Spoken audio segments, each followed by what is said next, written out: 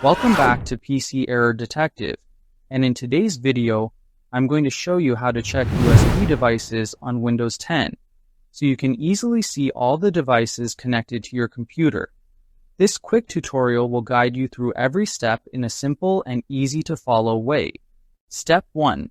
Open the search menu by clicking on the Windows Start icon in the bottom left corner of your screen.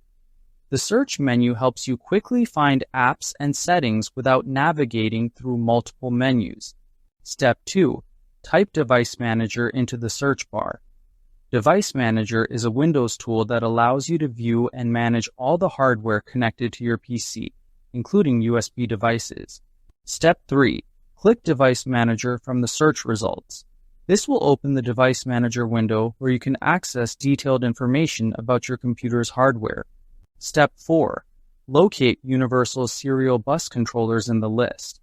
This section contains all the USB ports and devices that have been connected to your system, so it's important to check here to see your USB history. Step 5.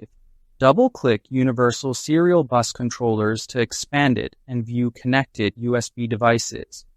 You'll see a list of all devices, including details like device names and drivers, which can help you troubleshoot or verify your USB connections.